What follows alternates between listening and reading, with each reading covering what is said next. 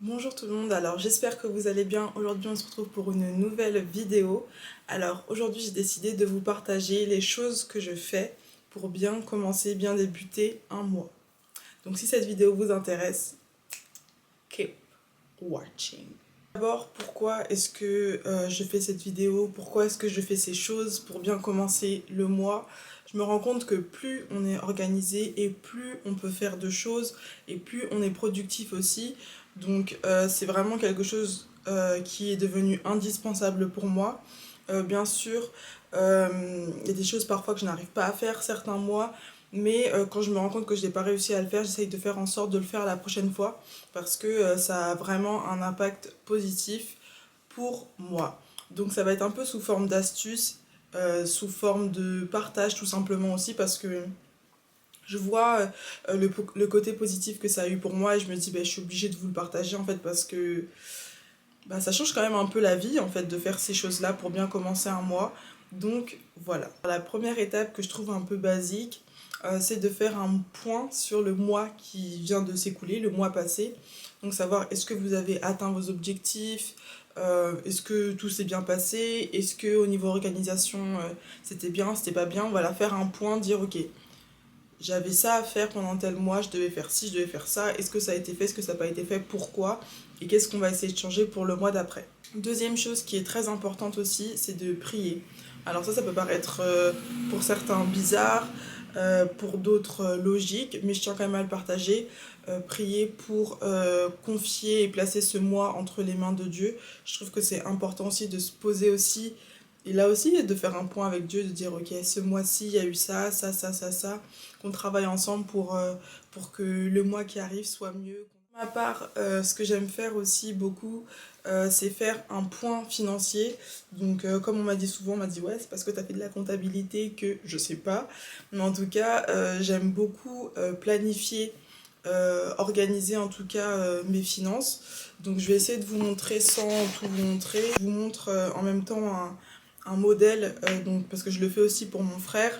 Donc j'indique dans un premier temps le solde, donc les sous qui me restent en commençant le mois.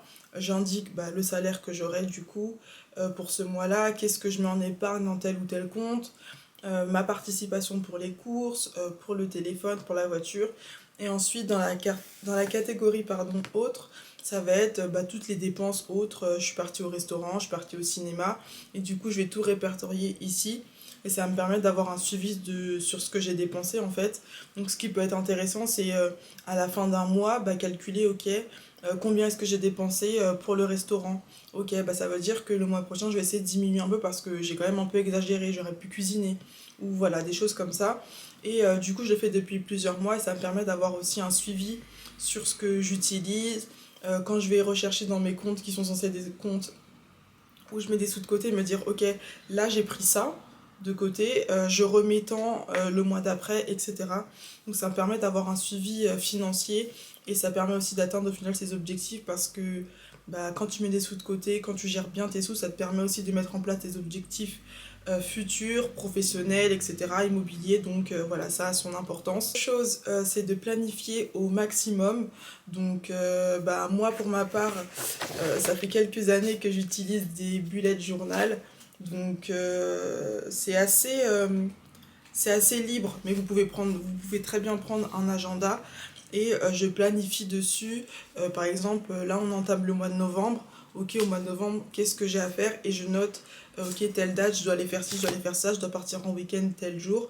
Et du coup, ça permet d'avoir un suivi et même aussi chaque jour de se dire, ok, j'ai ça à faire, j'ai ça à faire, j'ai ça à faire. Et, euh, et après, ça se remplit au fur et à mesure. Mais en tout cas, au début du mois, vous pouvez planifier les dates les plus importantes, les gros événements, les trucs que vous savez que vous avez à faire et qu'il faut absolument pas louper. Autre chose, bon ça peut paraître aussi très anodin, rien de particulier, mais faire le ménage. Donc souvent on le fait un peu quotidiennement ou en tout cas toutes les semaines à peu près, mais c'est bien de, une fois par mois, faire un bon gros nettoyage, de vraiment du faire du rangement. Ça passe aussi par le fait d'être à jour dans son linge, que tout soit repassé, que tout soit nettoyé, voilà, que tout soit bien rangé dans les placards. Ça permet de repartir vraiment au propre, au clean.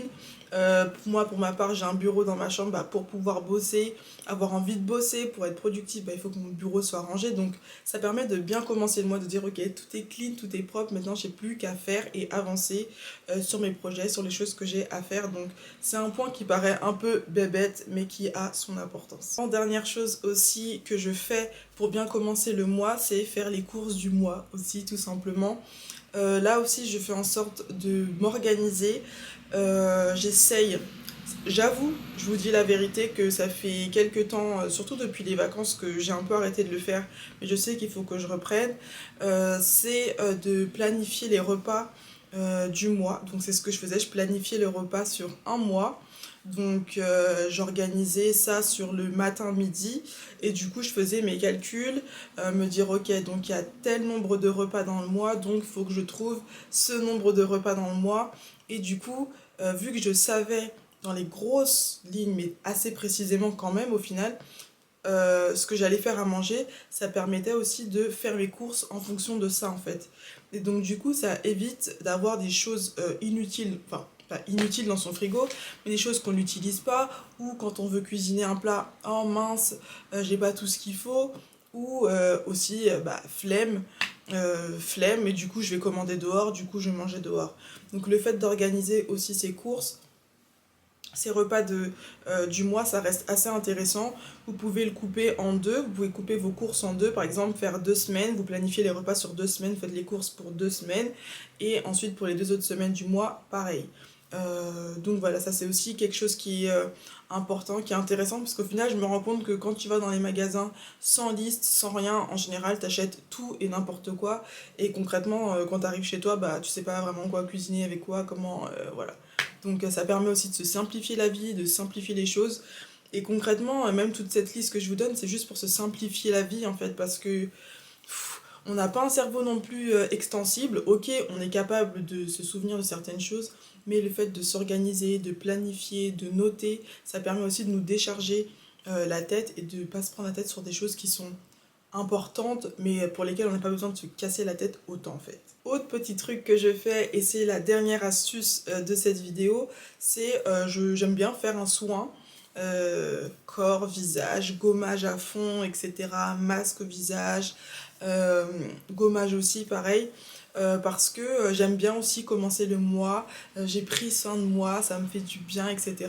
Donc dernièrement dans les vidéos que vous avez peut-être pu voir sur la chaîne, je partage et je mets beaucoup en avant le fait de prendre soin de soi, mais c'est tellement important en fait. Quand tu te sens bien, tu te sens belle, tu te sens épanouie, détendue, zen, et bah franchement je pense que t'appréhendes le mois beaucoup mieux en fait, et du coup forcément comme dans ton état d'esprit tu te sens mieux, et ben forcément tu appréhendes mieux le mois, et en général ça se passe mieux aussi parce que t'as un côté un peu plus positif aussi pour affronter le mois qui arrive. Donc voilà, c'est tout ce que je voulais vous partager dans cette vidéo. Elle est relativement courte, mais c'est des choses que je voulais vous partager parce que bah, c'est vrai que souvent t'arrives à la fin du mois, tu te dis bon ok, il y a la fin du mois, mais tu passes à l'autre, enfin, tes objectifs, t'as l'impression qu'ils avancent pas, etc. Et je pense que quand on planifie pardon, quand on s'organise, etc., c'est forcément plus simple, c'est forcément plus facile aussi d'y voir plus clair. Là, je fais cette vidéo et je vous dis ce que je fais pour bien commencer le mois, mais il n'est jamais trop tard pour commencer un mois, il n'est jamais trop tard pour commencer une semaine, il n'est jamais trop tard pour commencer un jour, et il n'est jamais trop tard pour commencer une heure ou même une minute. J'entends par là que vous voyez cette vidéo, peu importe quand est-ce que vous la voyez, si vous décidez de vous reprendre en main, vous pouvez très bien le faire. Ok, bah là j'ai envie de me reprendre en main.